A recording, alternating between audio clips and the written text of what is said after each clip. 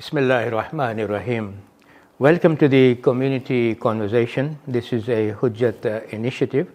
In these regular conversations with individuals, we will explore their struggle, achievement, courage and disappointment that shaped and guided their faith, family and community. Today we have Sakina Datoo, who has joined us to have a community conversation and share her journey and experiences.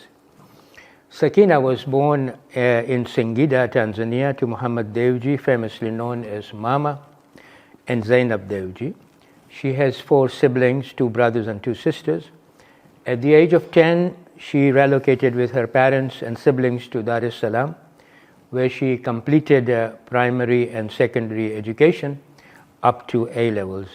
She came to United Kingdom to pursue higher education and attained BA in journalism from the Edinburgh Napier University. She also holds a journalism Washington program certificate from the American University in Washington, D.C., journalism without stereotypes certificate from Columbia-Missourian University, certificate in newspaper management from the International Institute for Journalism in Berlin, Germany, and MA in media management with merit from the University of Westminster in London. Sakina has worked at the highest levels of the newspapers industry in Tanzania as a Group Editorial Director at IPP Media with a portfolio of 9 newspapers under her. She is a television producer, currently working as a freelance journalist and hosting the award-winning Women of Resistance show. For her extensive work in the media, she has won the CNN African Journalist of the Year Award and recently won the SOBH International Media Award for the best TV program on Palestine. In Salaam, she was a student and later teacher at the Husseini Madrasa Girls Section and chairperson of Banatul Islam. What is Banatul Islam? So Banatul Islam was an initiative for young people, right. Just I think around teenage years. And this is in Dar es Salaam? This was in Dar es Salaam, yeah. Yes. Yeah. And she also participated in various community and non-community events in quizzes, debates, drama, and undertook hospital visits for sick parents and fundraising for the less fortunate children in Tanzania. Presently, as a Hujjat member, Stanmore in London, she is a badminton coordinator for Stanmore Jaffries and a member of the Hujjat Helping Hands and the head of Camp Co-Ed Girls. Sakina is married to Dr. Zainab Dewji, an orthopedic surgeon at Hillingdon Hospital. She is a mother of 3. Nabiha, Mahdi are both paramedic students at University of Hertfordshire and University of Surrey, respectively. Zainab, who is 7, is Mama's miracle and closest companion. Welcome, Sakina bhai. Thank you very much. This is an impressive CV, and we will explore your life journey in our conversation. But immediately I want to ask you about this Zainab, youngest daughter. Yes. Why? Can you expand on Mama's miracle and closest companion? Why did you put that in your CV? Matter of interest. Yes, so after I had my 2, I didn't expect another child. All right. And, my career had taken off, so that wasn't in the plan. Right. But I had always wanted a Zainab, because apart from the fact that Bibi Zainab has always been a hugely inspirational figure for me, given that she was really the first journalist, within the community. If we think about the message of Imam Hussein, without Bibi Zainab, we always say, there could have been no spread of the message. What she was doing at that time was journalism of her time. So as a journalist, she's always been inspirational. But also my mother's name of Zainab. My mother was a very extremely important part of my life, a nucleus in my life, and we lost her very early on. So I always wanted a Zainab. Right. And then after a long time when I didn't expect that I'd have any more, Allah granted me Zainab. MashaAllah, okay. And Zainab is very special to me because I think when you are an older parent to some extent, you've made mistakes when you are younger. And you now realize how precious those younger years are. That's right. So yeah, I mean, she is my inspiration every day. She's the reason I push myself, and really the reason I want to make the world I live in a better place.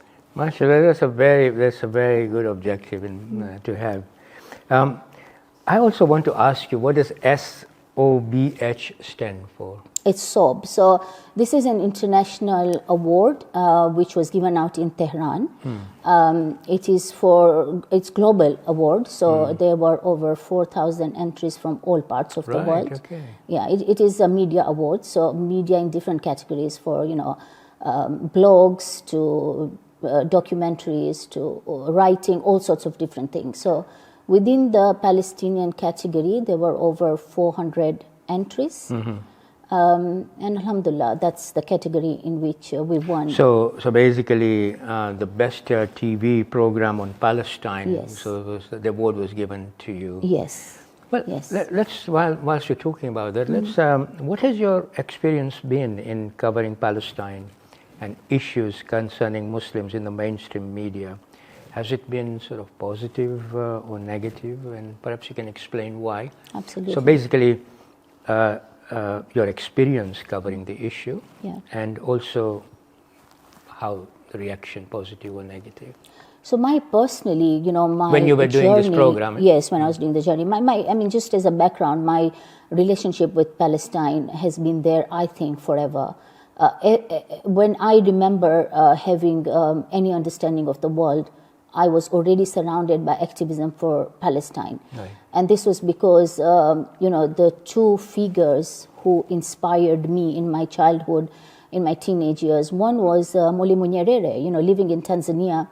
I used to go to school, which was a Swahili medium school, and politics was a big part of it because we had just come out. I think we were still in that era of nationalism. And Mwalimu Nyerere used to very eloquently talk about how nobody is free unless everyone is free. And, he was a huge supporter of Palestine. Yasser Arafat at that time used to be a constant, visitor to Tanzania. So they were very close relationship. And I think maybe a lot of people who are from Tanzania don't really realize how we were the bedrock at that time of all Palestinian activities. Meetings used to happen there. Regional African people used to meet in Tanzania and plan for the liberation of Palestine. So I, very early on, I think I might have been 13, 14, and I was picking up on these things. And it was just something that it just was an interest for me on why this was happening, and then during the same period of time, it was Imam Khomeini, the revolution happened, and then we were seeing a little bit of those coming back to Tanzania. At that time, if you recall, in Dar es Salaam, we were our concept of religion was very surface. A lot of women did not wear hijab, for example. We used to practice very, very what I consider to be a traditional form of Islam. And he was speaking the language that I used to hear from Mwalimu Nyerere. And I used to think, how can it be? He's a political African leader. This one is a Islamic revolutionary leader, Muslim, staunch Christian on the other side. And I found that, for people who really value, are good leaders or visionary leaders, they have the same goal. And the goal is liberation and justice. So I think that really inspired me on my journey towards justice, but also directly for Palestine. Right. So how as you were sort of doing the documentary and as you know what's happening at the moment, how did you encounter? Yeah, so coming to the present, so it was immediately after October 7th, I started producing. I used to work with other networks, but then at that time I started producing the shows, different show. And then the idea came up because we used to do this show called Gaza Under Attack, whereby we used to discuss what's happening in Palestine. And then an idea was born that why do we speak for them, and where are the voices? In particular, where are the voices of the women? So the show is called Women of Resistance, and the bottom line of the show is that we interview women in Gaza. Right. And every week it is one woman's interview. Okay. So she speaks, and then we sit in the studio with another guest, and we talk about what she said. And we realize that, really, they know how to say these things. They are so So inspirational. let them express. Absolutely. You know, why are we speaking for them when they're capable? And when we approached, initially we thought it might be difficult to get people or something. It was like they were longing to speak out. Really? You know, they were saying, it's okay, whatever They happens. wanted their voice to be heard. We want our voice to be heard. We want our stories to be heard. Okay. Because they were saying, you know, we may not leave. A lot of them are very aware of that. But our stories should leave. So they had constantly that in mind, that Yeah. they would be killed any moment. Yes, all the time. They are prepared for that. But, you know, they said, we are not numbers. We want to be known. We want our faces to be out there. We want people to know our stories, Right. you know. So that has been very, very inspirational for me in producing Must that have show. been, must have been. A follow-up question to Yes, that. yeah. I mean, a lot of us in the community may feel helpless in a way Yes. when we see suffering of Palestinians and other Muslims and minority groups around the world. So I'm not talking about Palestinians, but others as well. But at the moment, it's Of course, Palestinians. of course. What would your advice be in how we can project our voices and make changes within, say, journalism and media to counteract Islamophobia and the right-wing rhetoric sometimes that comes, and also the media biases, as you know. Yeah, of course. So, I mean, the ordinary person may feel helpless. So is there anything from your experience that you may sort of advise? There is a lot that we can do, September. This is something I feel very passionate about. Because when we say that we can't do anything, we are actually just justifying not speaking out. Every human being, every person right now needs to speak out. Look, we are in the era of social media. Almost everybody has got a social media account. You know, that's where you start. You start speaking. If you don't know how to write, you know, copy paste what others are saying. You know, there is every day this image is coming out. You know, my show, for example, I put it out there. Share it. You know, let's become part of sharing. You know, when we talk about one of the major issue asked about, which is the biased media, there is something called Hasbara, which is, you know, the huge Israeli lobby that everybody knows about. They have thousands and thousands of people whose only job is to be on social media and just push out the same content over and over again. So on our side, when the content exists, why are we not doing the same? So there is that. But there are all the other ways. You know, there are in our institutions, in our mosques, basic things like, if nothing else, you know, when you go out, wear a kafia. It's just visual. It tells someone you are, you know, with the Palestinians. It's small steps. You know, speak to your children. Are your children aware of what is happening? There is so much we can do. And I think it is, in my view, it is wajib at this stage for us to be speaking about that. I want to go back to Singida Ji. and Dar es Salaam. Your parents, Mohammed Dewji and Zainab Dewji. Just reflect back, you know, as your childhood in Singida and Dar es Salaam. How share some experiences. How did you find those times? Absolutely amazing. I think they were, in some ways, we had very little, but we had so much. Right. They were beautiful years. You know, my parents, I've lost both of them now. And I would not know even what words to use. My parents, if there was anyone next to my God and my mom's, my parents would be up there for me. The most astute, the righteous people who've put, you know, the love of Allah, the love of Ahlul Bayt in our hearts. Our household always had those values, you know.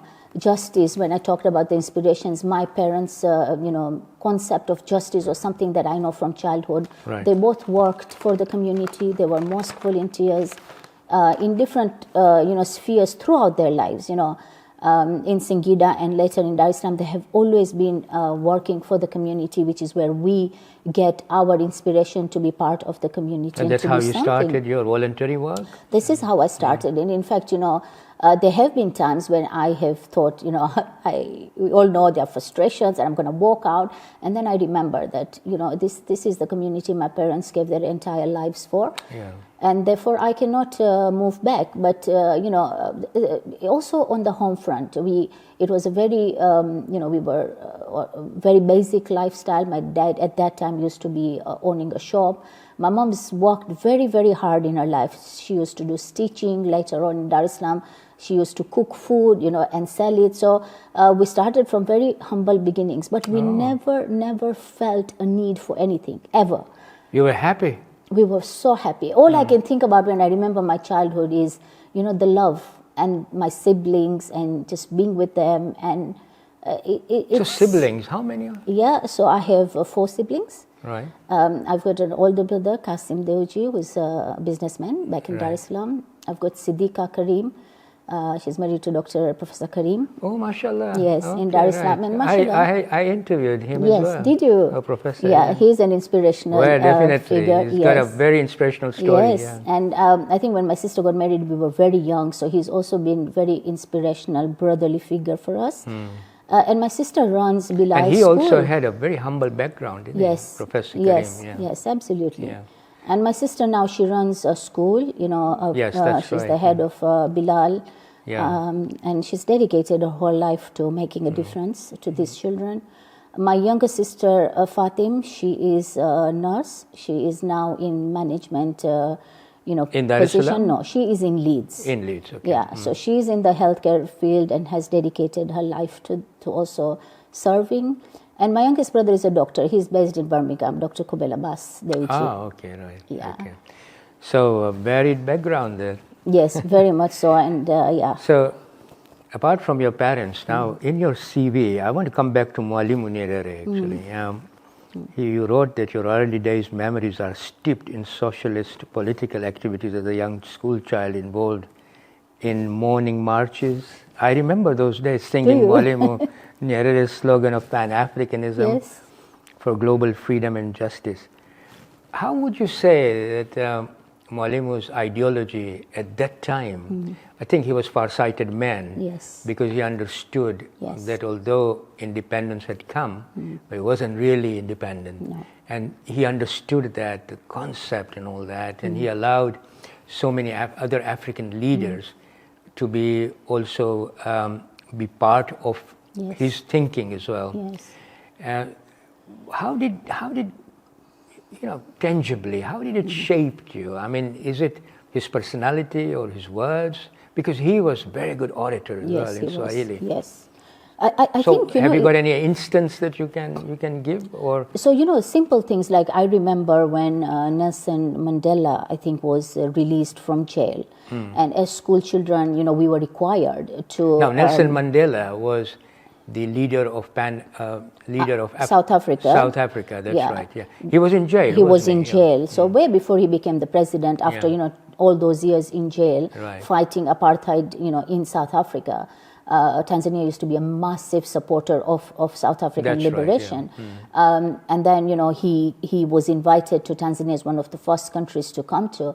And as school children, I remember, we were required. We had to go. As from the school, we all would go in marches and go to the stadium. Yeah. And I think it was those small gestures. And like I mentioned, in the morning, when we would go to school, we would have these, they used to call chakam chaka, You would be running around the school and singing all these songs. And I don't know, to some extent, they have left such a vivid picture in my mind.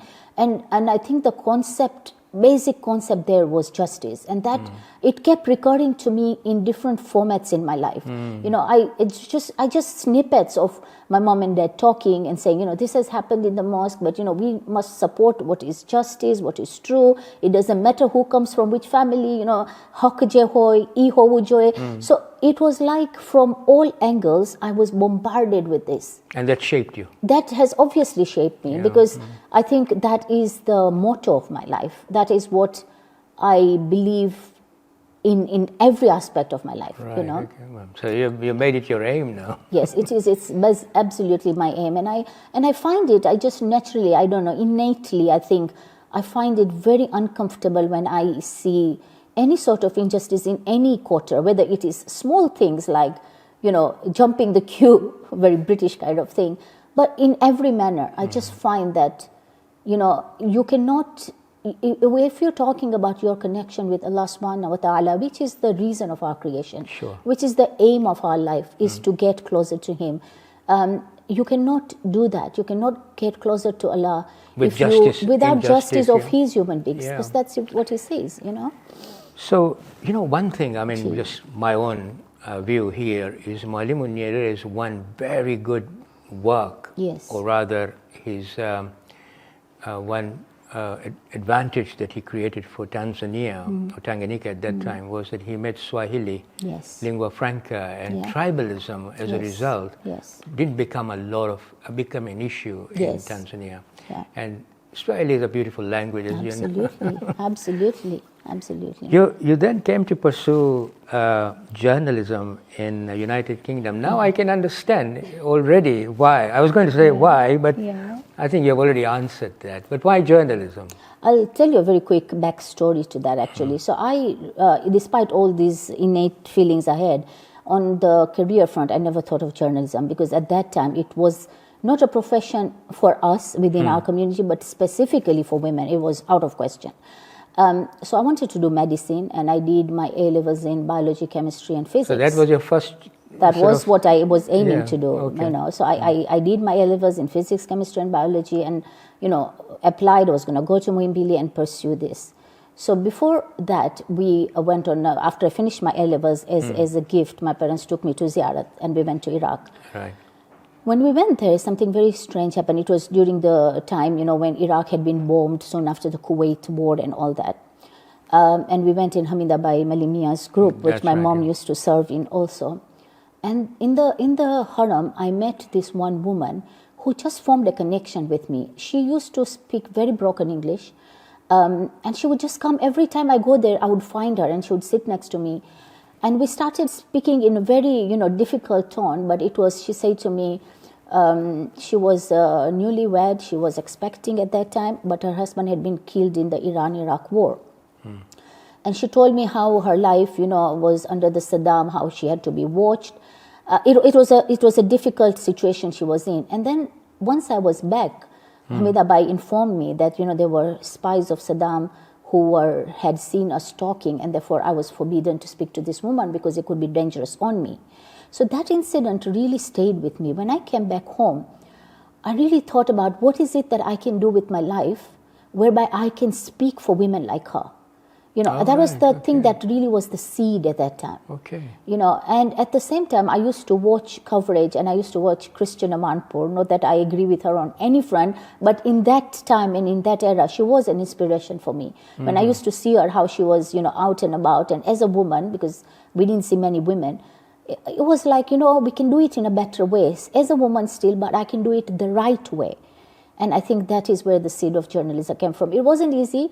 My father wasn't for it at all. There was a bit of apprehension, maybe? There was, because also when I first time appeared, in Dar es Salaam television as something I did as a short-term stint, so that to know whether this is something I wanted to do, there was a lot of negative comments, people, from the community telling my dad about how it was not a woman's place, we couldn't be on the TV.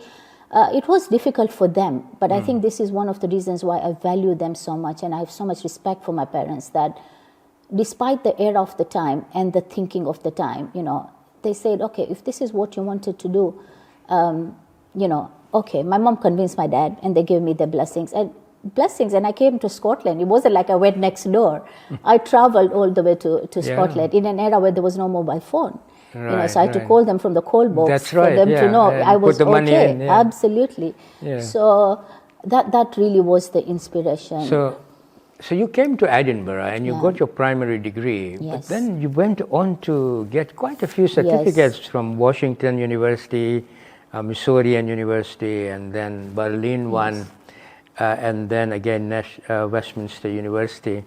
What was the rationale behind that? I mean, why pursue all that other degrees?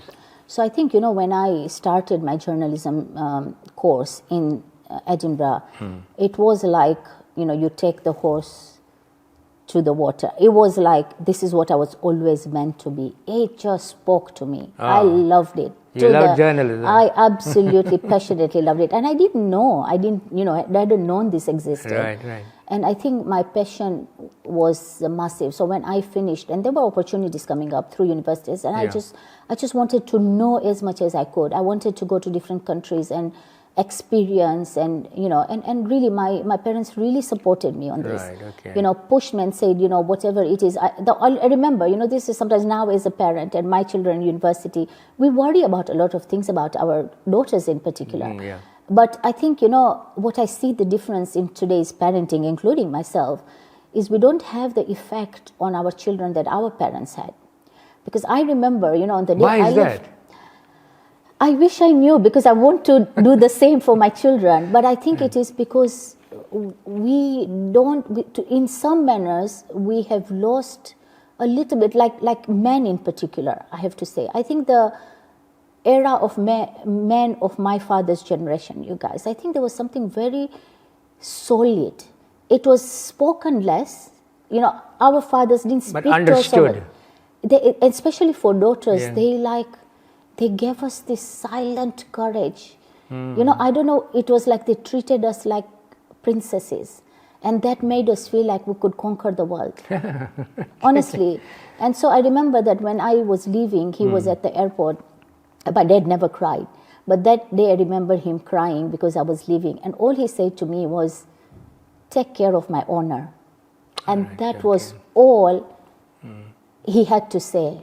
And you understood that, I yeah. understood that. And Yeah. every stage of my life up until today, if I'm faced with anything that, that I feel may lead me to something that is not right, I just remember those words. MashaAllah. Okay. Poignant. Okay, but so from that I understood that journalism became passion for Yes. you, and then you wanted to learn more and more, and so Yeah. pursued the degree. I want to ask you, but I don't know whether you'll have the answer for this. How many Muslims are in the field of journalism in the United Kingdom? And do you feel that they are making impact in projecting a Muslim voice? If not, why not? I mean, Okay. if you have any idea, that would be good to share. I don't know the numbers of how many they are. In terms of the impact, there is an impact. But Particularly in with my Mehdi view, Hassan being there. Yes. In my view, in particular, I think that on the issue of making an impact, I don't think it's a Muslim issue. Unfortunately, I don't think it's a Muslim issue. right. I find that people who make impact, whether it's on Palestine, on any cause of justice, on fighting imperialism, on fighting the normal battles, of corruption. There is a crop of people who go out there and fight this, and they are not Muslims.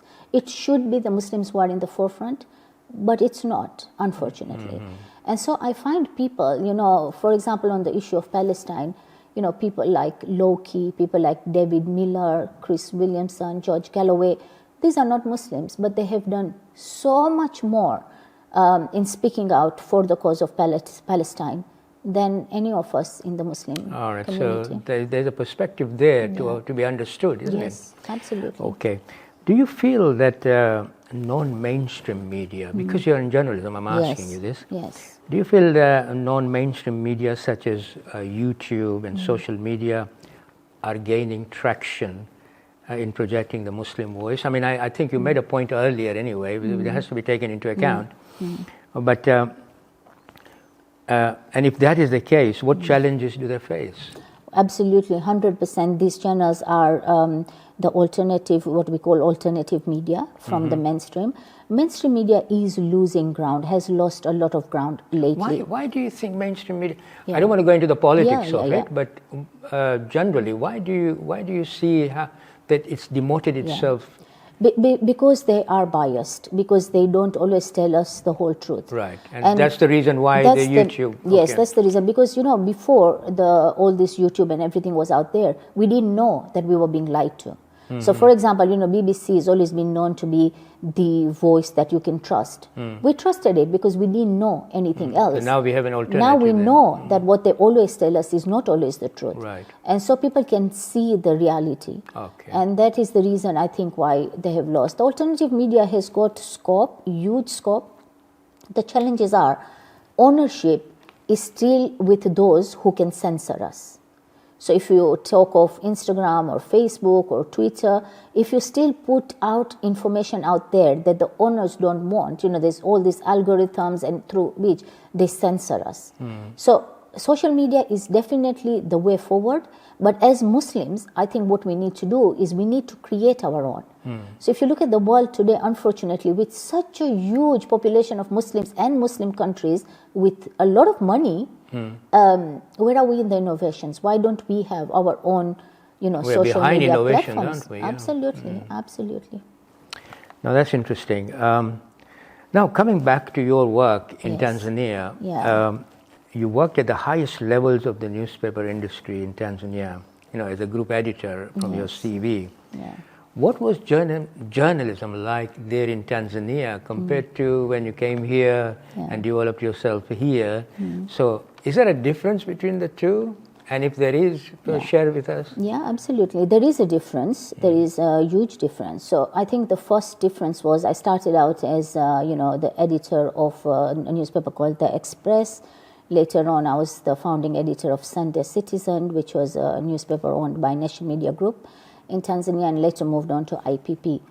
I think the main issue is there were challenges in Tanzania too. Government censorship was one of them, when we fought for things like corruption. I used my newspaper, the Sunday Citizen, before I moved to IPP, used to specialize in writing about corruption in the mining industry. Up north, isn't it? Yes. Shinyanga and all of them. So there is gold mining there was Tanzanite mining, and foreigners used to own all this, and we had stolen contracts, official documents which showed, for example, that there was massive corruption. They used to work for like 20 years and not pay any corporate tax because apparently they didn't make money when they were making tons of money.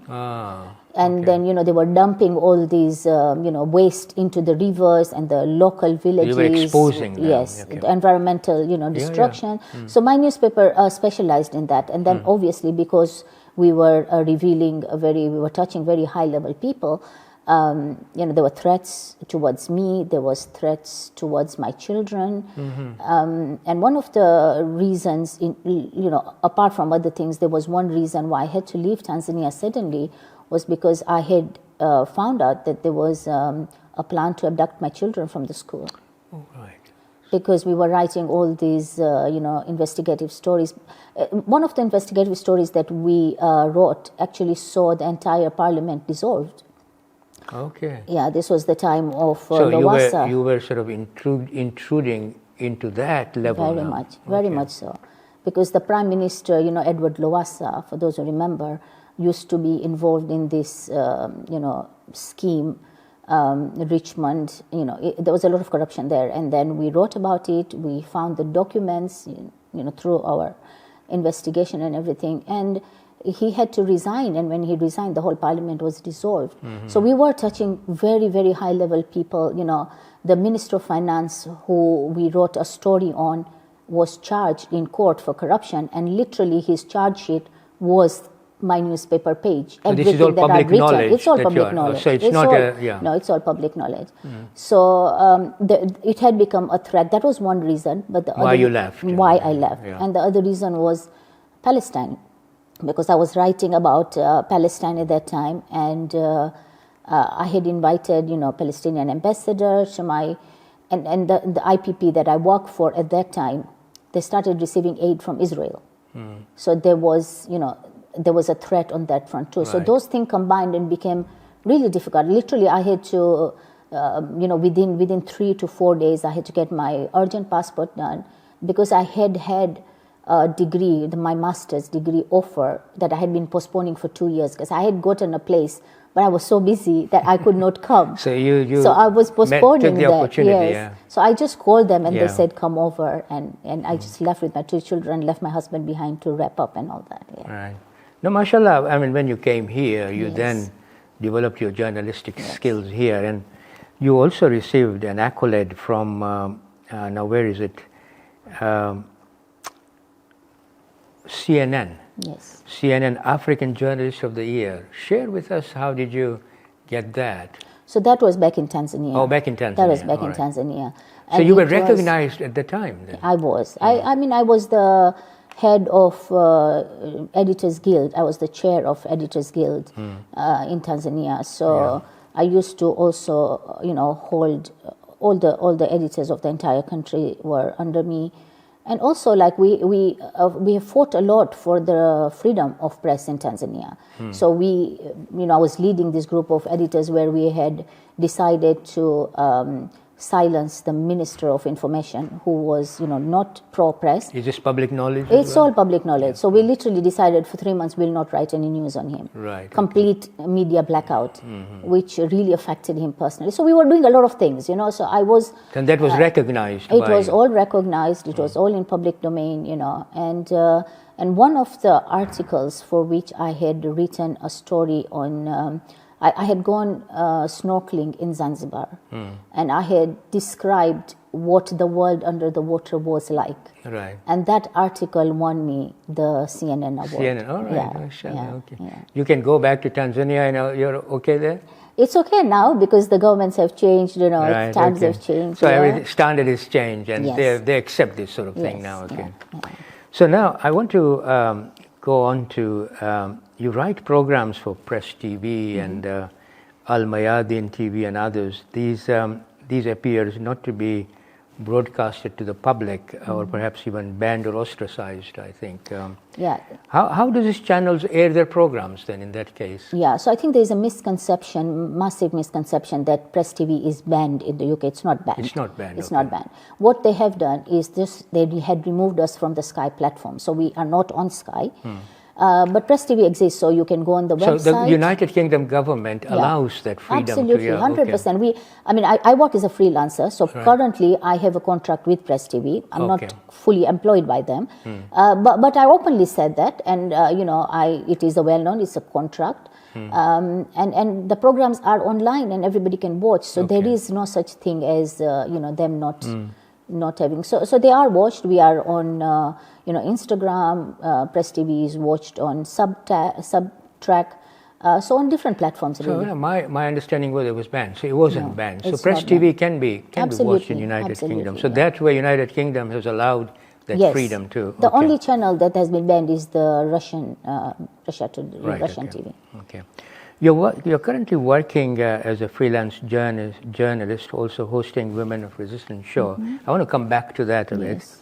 And a television producer, and still manage time to play badminton and trying out pickleball. Yeah. What is that, pickleball? Pickleball is something that is, I think, a recent craze that has taken over a lot of places. Stanmore Jaffrey at the moment has got coaching going on for pickleball. So I wanted to try a different sport. And so I played that after badminton. I think this is, apart from obviously getting some kind of exercise in a day that is extremely busy, it's a social event. I meet with my sisters from Stanmore, because otherwise my work can become very intensive. We work in studios, we are like doing research, we work at the moment for the past 2 years. I am only working on Palestine, and I'm seeing these images day in, day out, and they can really sometimes depress me. They can, make me not want to eat, not want to sleep. So I think I find badminton as a way out. I go out there, I meet socially with people, we laugh, we joke around, and we play, and it's a physical exercise. And so much as I have to travel quite a distance because I live, far to come to these events, but it gives me a lot, and so I keep doing that. Right, okay. Now that explains why you want a relaxation. Yeah. I still have a journalistic question, although Yes. I wanted to put this one before that. Do you feel our Muslim communities, Shia and Sunni now, invest in media and journalism for our youth? I mean, that's a question I wanted to ask you before, but I escaped it. Do you feel there is a difference between the Shia and Sunni approach to journalism and media? I don't think so. I don't think so. I think the problem I find is that Muslim in general aren't tackling these problems of the Shia-Sunni, divide. And the reality is, you cannot succeed. We cannot, as an ummah, we cannot succeed when we keep dividing ourselves. Mind you, we all know that the British Empire, their key way of ruling the entire world was divide and rule. And, whether you talk of Ottoman Empire or you take currently of how, the Western countries are dividing the Muslim world, and we see it in news every day. This is all subjugation of Muslims, Sunnis and Shias. But, we are our vision is so tunnel vision that we are dividing ourselves. We are picking on small differences and forgetting that there is a bigger force out there as an ummah that we can achieve so much, including in the media. So if you look at the media, we've got Shia media, we've got Sunni media, and all these medias are so small and not powerful to counteract anything because of these divisions. Right. Supposingly we all came together and put our resources Imagine together. the impact, yeah. Yeah. Even in the world. Absolutely, everywhere. Yeah. So what would be your advice to anyone who wants to enter journalism now and media today? What would be your advice? Yeah, absolutely fascinating, exciting world awaits you. They can come to you for advice? They can totally come to me for advice. These many universities in the UK offer journalism school now. There are apprentices that you can also do. And what I can say is, apart from the fact that it's extremely fulfilling, if your goal is to, fight for the voice of the voiceless and its justice, but also it's an extremely exciting, there is not a day that I forget the passion I have when I go to work. Very, very good answer. Now I want to come to the community, just the last couple of questions. Your journey as a female member of the community, bear that in mind, because you grew up in this community, and then, to take on journalism as a career is massive. Yeah. And support of both the community as well as your family, I think, was there. Yeah. How do you see, from your experience, our present community at a Jamaat level, at a regional level, at world level? How do you see it? Do you feel there is do you feel that up and coming generation in our community will be facing challenges perhaps we did not even imagine? How do you see how we would be coping with it? I mean, do you have any sort of views to share? Yes, absolutely. And I think the challenges are massive. I think they are really big challenges. One challenge is that a lot of our young people are not interested in the community. They don't come to mosque as much. They do not, many of them, not all obviously, but many of them do not feel the belonging that, for example, we had, for the community.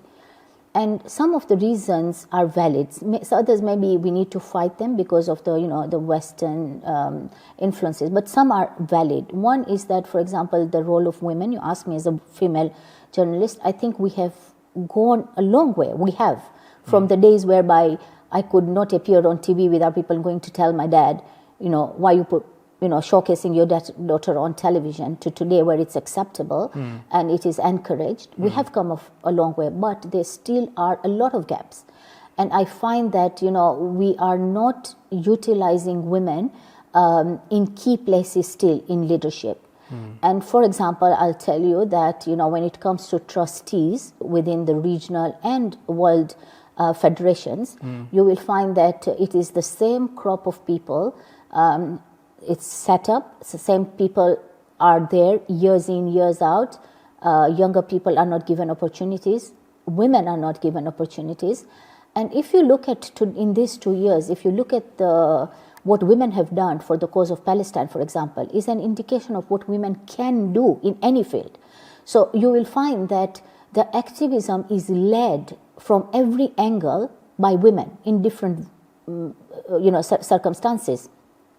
Women can really change the community because we are the mothers, we are the daughters, we are the wives, we are the forces behind men. So this is not to say that men's role is not important. Of course it is, but I think women have been secluded in key leadership positions, and the community cannot expect to really flourish going forward if they do not involve women, because we're living in a world that has changed.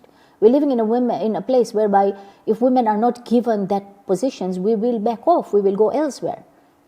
And the same for the youth. I think if we do not involve our youth and try to see the world from their perspective rather than, what we want of them, I find that today's youths are very inspirational, very intelligent. I think they are much more aware than we were at their age. So I think there's a lot for us to learn from this generation. I don't see, it as a generation that is lost, that is wrong, and we have to tell them, no, I think this is a generation that is better than us. But they need guidance. They need to be shown the path, and we do that by involving them, by making them, feel important, feel like they are needed in the community. So I do fear that if we do not change those components, I don't know where we will be. We don't want to end up with, beautiful mosques but empty, amazingly well-organized institutions not having a soul. That is my fear for the community. So basically, the spirit and the soul of the community can only be, as a central core, revived if we allow these sections of the community, both the youth as well as the women, who in the past historically have been neglected to perform the tasks they were supposed to, but they were supposed to be part of us. Absolutely. But obviously, they were not decision makers or contributed to decision making. But we cannot lose this opportunity anymore now. And this is not to say at all that, we are talking of removing men from their positions. No. They are equally, but we are all part of the society. And, like in the households, in years past, a man used to make decisions. And today it is a reality of every household that the man doesn't make decision alone, So if we have changed the setups in our homes, why are we hesitating from doing the same at community level? Sakina bhai, I found this, I don't think that I've used my whole time up, but you were so concise, candid, and to the point that if we weren't going around, the subject matter was dealt very nicely. And I did ask you some very awkward question in that sense because of journalism that you were in, that you are in, but you answered extremely well. And I hope that this interview is inspirational to many other women section of our community who are listening, and they take examples of yours and do even better things than what you have been able to achieve. But thank you very much for giving us your candid answers. Absolutely. And also sharing with us your life history so far.